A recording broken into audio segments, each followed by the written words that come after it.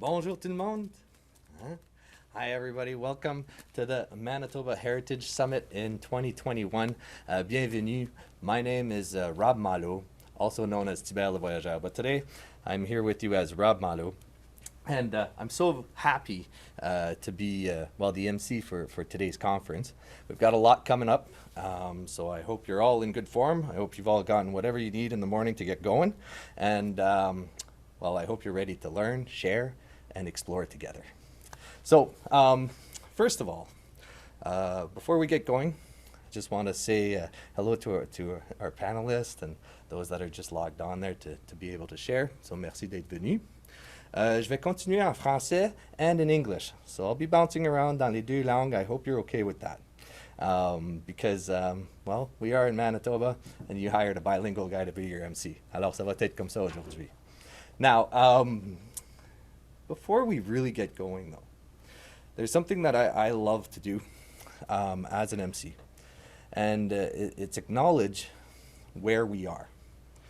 Puis c'est pas évident, hein, parce que dans le virtuel, we're all a little bit everywhere, right?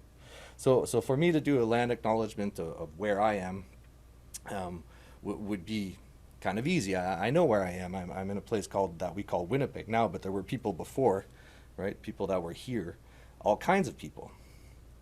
So I'll need your help with this because in this virtual concept, we need to work together. Il faut travailler ensemble. Alors on a le chat, and we can work together in the chat. So I hope to do a communal land acknowledgement this morning. Alors j'espère que tout le monde soit aux aguets, puis regarde autour d'eux. Et si vous pouvez, dans le chat, mettez votre version de où vous êtes, de vous placer dans la géographie. Hein? So in your own way, please in the chat this morning, do a land acknowledgement in the way you know how to do it. Right? And we'll get to see each other's acknowledgements and learn from that. And we'll be able to acknowledge a much greater space than what I could do because I'm in one place and you're in another place.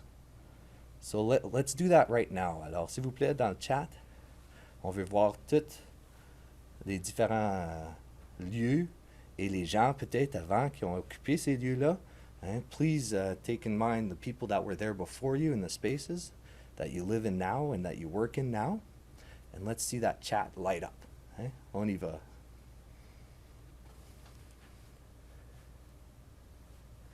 Très bien, très bien. Now, the chat's un peu loin pour moi. It's a little bit far for me to read. So I want you all to give it a good read too. And we're going to give it a second or two for everybody to be able to put in their land acknowledgements. Because it shouldn't just be one person doing it, right? On a tout le tour à le faire. Très bien. See, there's people from all around Manitoba. That's great. And maybe outside Manitoba, right? BC. From BC. We found one from BC. Yeah, very good. Excellent. Yeah, très bien, très bien. Merci. Good. Got a very participatory crowd. Excellent. Hein? Treaty 4. We see Treaty 4. Bravo. Treaty 1, of course. The homeland of the Métis here in the Red River Valley. Yeah. Très, très bien. Excellent. Treaty 5. Treaty 5. Very good. Very good. I'm happy many people know, where they come from and who was there before them. So that's great. In French, English, and indigenous languages. Excellent. Excellent. Oui, on voit toutes les langues. Bravo. Hein? Miigwech. Ouais. Excellent. Well, keep that chat going. I know some land acknowledgement can be quite lengthy. Ça vaut la peine. Hein? It's well worth taking the time to think about it. But we are on a schedule today. We have many speakers, we have many things going on, and we want to make sure that we all point. So keep the land acknowledgements going. Keep your eye on that chat throughout. And of course, it'd be great if we keep a copy of those land acknowledgements for future reference. Okay. So ce matin, on va commencer avec une session d'introduction. So we're gonna be introducing a few very important speakers to Manitoba heritage in general. So this morning we're going to have the Minister of Sports and Culture and Heritage, Minister Kathy Cox. Bonjour. Oui, and we're going to have after that Vania Gagnon, which I'll introduce after, for a talk. So are we ready? We're all ready to go. So Minister Kathy Cox, I leave it to you. Okay, sorry, I just keep getting the button that says to unmute. So it really is an honor to join you again for the second annual Heritage Summit. And I would like to acknowledge that I am here on Treaty 1 territory and the homeland of the Métis Nation. And to my friend Gord and Tracy and all of you that I see out in the on the Zoom meeting, very warm Manitoba welcome. It is a wonderful morning, although it looks like it's a little overcast and rainy, but we do need the rain. So it's wonderful to be here and join all of you today. And, as I look at your agenda, it really is especially meaningful. It's clear that Manitoba's heritage sector is looking forward by sharing information and discussing best practices and looking at ways that heritage can reflect the complete history of our communities, our province, and our country. And, just a few weeks ago, we recognized the very first National Day of Truth and Reconciliation. And it really was an opportunity for all of us to reflect on the wrongs of the past and the injustices committed by the colonialists. And I had the opportunity to visit the Portage Residential School. I was invited by the chief there, and it really was touching and a moment that I'll never forget, listening to those survivors. We listened to one survivor who was 93 years old. And, although you could hear in her voice, the quivering in her voice, you could also see the strength that she persevered through that very, very difficult time and was there willing to share that very difficult story with all of us. And it was especially important because she was there with her family, and to see that she did survive these atrocities that occurred. And, here she is today sharing that information with us so that we can listen and learn and really ensure that things like this never, ever happen again. So really the importance of the dialogue today that we are having cannot be overstated, and I commend all of you for this important work. I also want to acknowledge the difficulties that so many of our heritage organizations have experienced over the last 19 months. I know it's been very challenging. Many of your museums, archives, heritage sites had to close their doors early. Some of the first organizations, the first sector that had to do that. And I know that it's been very challenging. And as a government, we ensured that, we continued to provide that stable funding.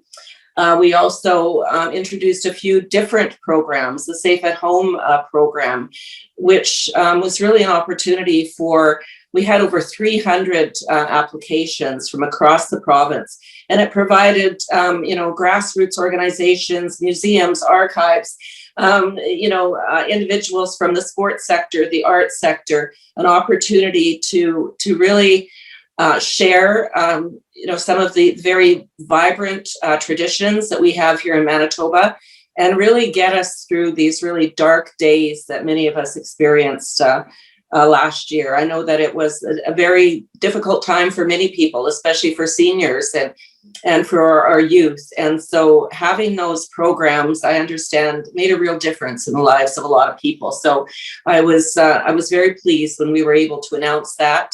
First of all, we introduced a smaller amount, 2.5 million, and then we recognized that there was so much uptake, that there was so much participation. So many artists and our archives and our heritage sector wanted to participate. And so we very quickly recognized that we had to introduce a second intake. So the entire amount of that program was $5 million. And then later on, and I know that this program did benefit some of you in the heritage sector, we introduced the $6 million Arts and Sustainability Fund. And that was very successful as well in ensuring that many organizations could remain sustainable until we actually emerge through this pandemic. And I just wanted to name a few of them. For example, the Manitoba Museum, they were recipients of $300,000. The Manitoba Heritage Village received almost $70,000. The Manitoba Indigenous Cultural Educational Center received $42,000. The Friends of Delnavert Museum received nearly $15,000. And La Société Historique de St. George's Historical Society, that museum, I actually had the pleasure of going there for the very first time just a few months ago, and I have to say it is amazing, and I look forward to going back with my grandchildren. They received $15,000, and of course the Heritage Winnipeg Corporation was the recipient of $12,500. So I can tell you with certainty and from my heart that our government recognizes the importance of our heritage. I've had the opportunity to go out and visit firsthand with many of you and see the very important historical information that you're able to provide to Manitobans and to Canadians eventually as we emerge through this.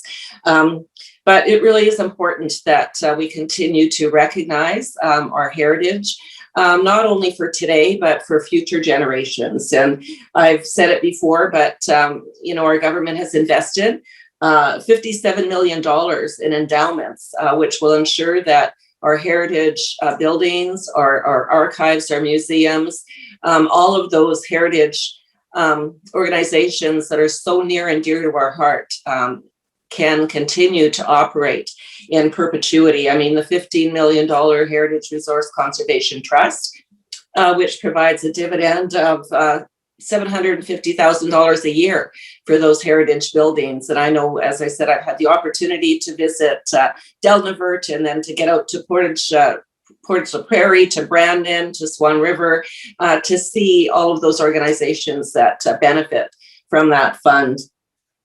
And then we also have the $10 million endowment fund, which we announced last year, that we provided to our 7 signature museums. We're all across the province. And that, again, will provide them with that certainty. Each museum has an endowment of $1.4 million. It provides them roughly about $62,000 a year.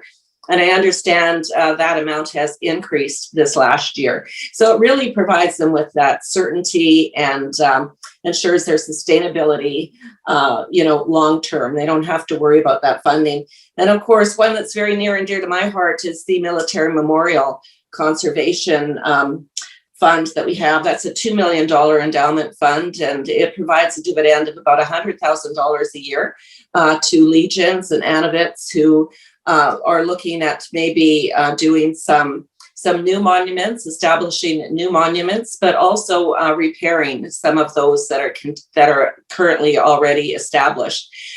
Just last week, I had the opportunity on Friday to go out to Selkirk, Manitoba, and we provided the Selkirk Legion and they were called the Dufferin Street Gang, $10,000 to establish a monument that will memorialize 36 brave young men and women who answered the call of duty, all living on the same street or avenue, Dufferin Avenue. And some of them did not make it back to their homes, but we recognize it's so important to memorialize and remember those 36 young men, as well as all of the others that answered the call to duty. As well, I know that many of you know that we invested in $25 million into an endowment fund for the Bay building, and that is a very historic building. We recognize that it was important that we provided those funds so that an organization or a business or someone looking to establish in that building had those funds and recognized that the money was there. It was invested. They could utilize it to ensure that they preserve that building for future generations. And I know that many of us have wonderful, awesome memories of visiting the Bay. I certainly do, walking from Eaton's, formerly Eaton's, to the Bay and all of those shops in between. It's something that I'll never forget. And I am so glad that our government is able to provide that $25 million to preserve the building. But, this really is all about you and the opportunity for all of you to listen and gather and just gain more knowledge of what you're able to do together as a sector. So I want to say to all of you, thank you for ensuring that we are able to preserve our very, very rich history here in the province of Manitoba. And it's been a real pleasure getting to know all of you over the last few years as the Minister of Sport, Culture and Heritage for the province. And I look forward to continuing that very, very good relationship with all of you. So take care, Miigwech, thank you, and all the best to all of you today as you enjoy this wonderful second annual Heritage Summit. Thank you. Ah bon, merci beaucoup, Ministre Cox. That was wonderful. Thank you very much for speaking today with us. We do have another speaker this morning, Vania Gagnon, who is the Director of Community Programs and Services Branch, which was also the past director of the St. Boniface Museum. I just wanted to say that. I mean, c'est mon petit musée aussi. Hein? But Vania, are you ready to take the stage, so to speak? C'est à vous. Yes. Well, as soon as I can be sure that everybody can hear me, if people can nod, everything good. Yeah, we can hear you. Merci beaucoup, Robert, pour la belle introduction. Et puis, merci aux organisateurs du sommet de m'avoir invité pour parler au nom de la nouvelle direction au sein de notre ministère. I would also like to take the time to acknowledge that I live, work, and travel daily in Treaty 1 territory, and as well as in my own homeland, which is that of the Métis Nation. And I'm working in Winnipeg today, and would therefore also like to acknowledge that this entire city is sustained by water from Shoal Lake 40 First Nation in Treaty 3 territory. Robert did mention that I was previously director at the St. Boniface Museum, but maybe just to take a few moments to present myself to those of you who might not know me. My adventure and career in the heritage sector began 25 years ago when the Société Historique de Saint Boniface took me on as a summer student tour guide at Riel House National Historic Site. And that really is when I became hooked on heritage. I went on to manage Riel House from 1999 to 2008. And in those years is really when I came to understand and appreciate the role of archives, historic sites, buildings, commemorative integrity statements, interpretation, collections, research, archaeology, all of those things that make our sector such a really amazing world to discover in your early 20s and to work in for careers.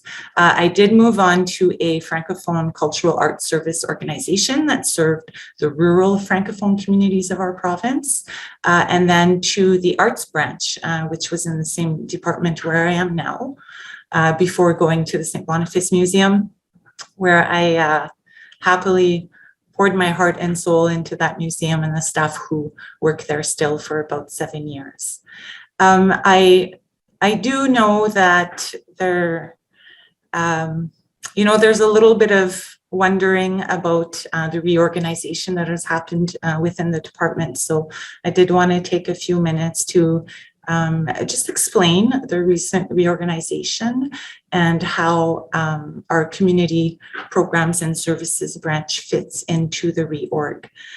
So the branch did used to be called the Historic Resources Branch for many, many years. Everybody knows the HRB.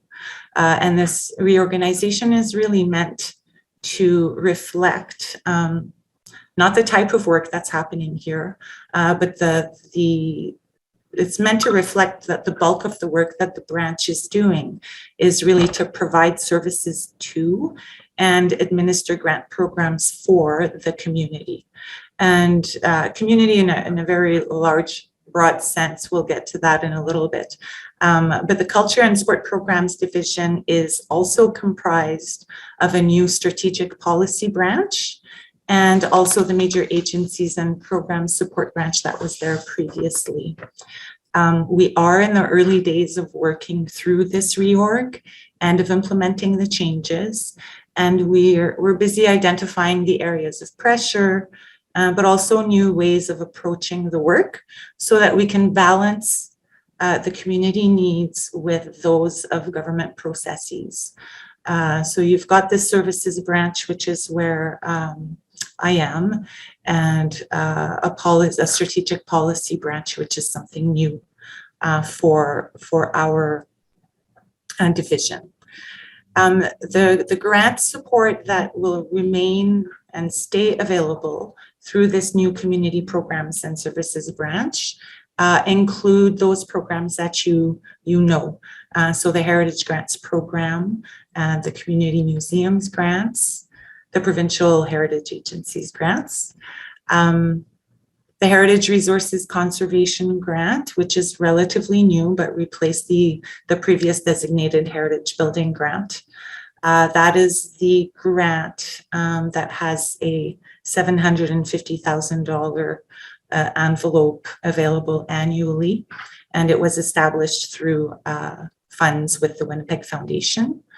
As the minister just mentioned, we're also taking care of the Military Memorial Conservation Grant with $100,000 annually available, again established with the Winnipeg Foundation. Something that might be new for this branch is that the Community Festivals and Events Program, which had previously been administered through the Arts branch, is coming here. It is a good fit when you consider that most of these events and community festivals do celebrate the intangible and cultural heritage. And so it is a good natural fit as we increasingly acknowledge the place that intangible heritage occupies in our landscape. And as we continue through this reorg, there may be other grants transferred to our branch, but there are no firm decisions at the moment. I have seen the grants that have gone out in the past few years. And so I know that most of you are probably familiar with the subject matter experts, whether it's museums, commemorations, or heritage buildings who work at the branch. And they are still available to provide that support as you develop or work through proposals or projects. Heritage Winnipeg was established in 1978 as a and the work with municipalities to develop statements of significance and identify character defining elements is still ongoing. And I've seen the map that identifies which communities will be the first ones to receive much needed heritage building site visits. I hope you understand that with work from home orders and reduced fleet of available vehicles due to COVID, it has not been easy to travel as of late.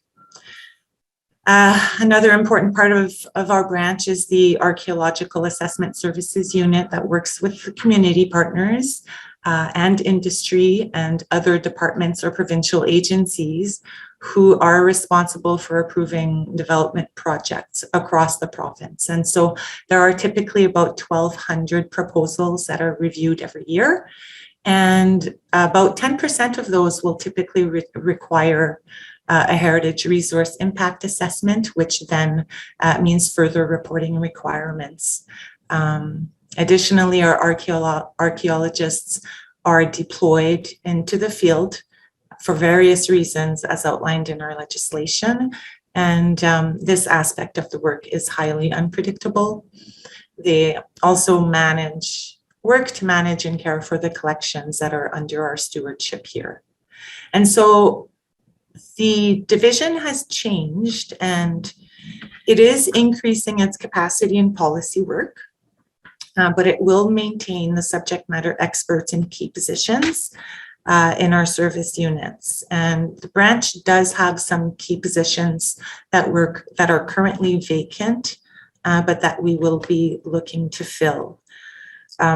So really the focus of this reorganization has been to redistribute the work and identify the opportunities to collaborate and work smarter internally to a certain extent, but mostly across the division.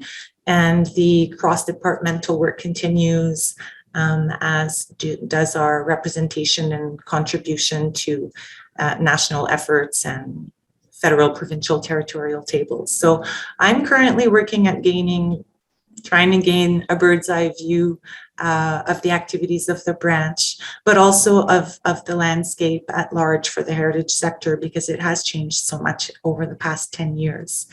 But some of the key issues, which we also see as opportunities that are of particularly importance, are really reconciliation and the need to decolonize our ways of doing and our ways of thinking, and establishing and strengthening the relationships that will allow us to really broaden the principles that guide our review and implementation of policies and procedures or protocols. The role of the heritage sector in social justice issues, and the heritage sector as a key player, really a key player in the green economy and sustainability. And of course, there is the pressing need of recovery from the COVID-19 pandemic, if we can ever get out of it. One important part of the work that I want to do is to engage with to begin with each of the provincial heritage agencies individually and as a first and immediate step.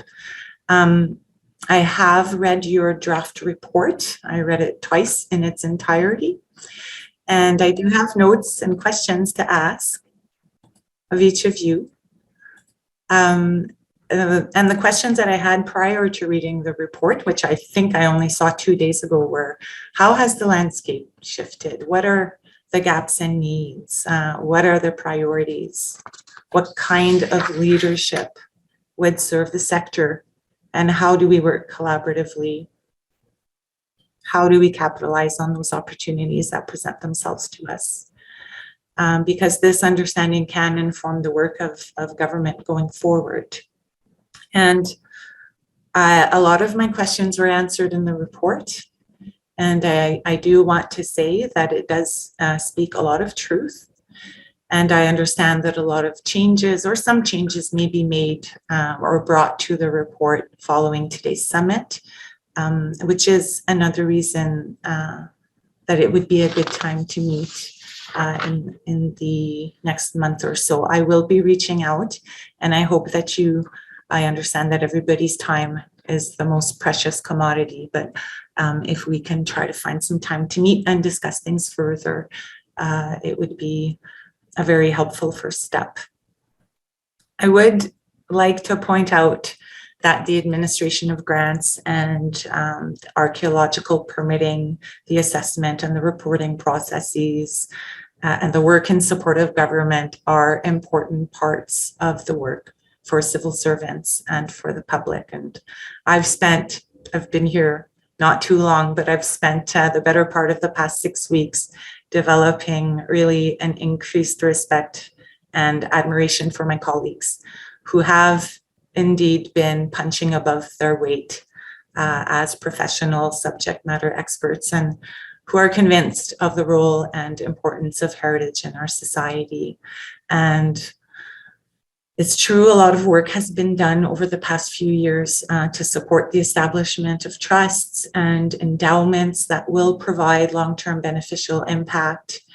And the branch is aware of its immediate needs. And although the archaeology unit is now fully staffed, this is coinciding with the increased pressure and urgency as we collaborate with communities regarding residential school searches and work with Indigenous reconciliation and Northern relations in a whole of government approach to advance reconciliation.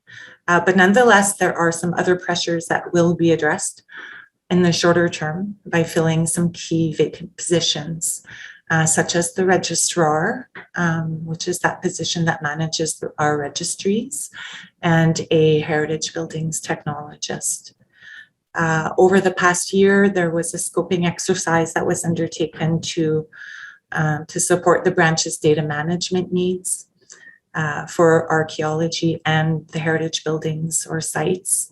And so this upcoming year should see improvements on that front in terms of our ability to share knowledge and efficiently.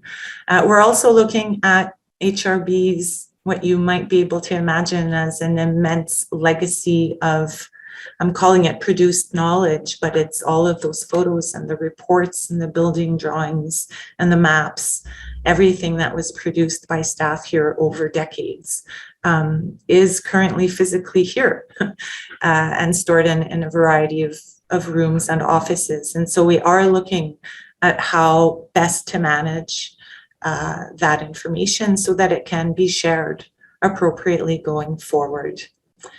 Additionally, we have our own policies and procedures and ways of doing things that need to be reviewed in light of the calls to action and in the implementation of UNDRIP within our branch and department.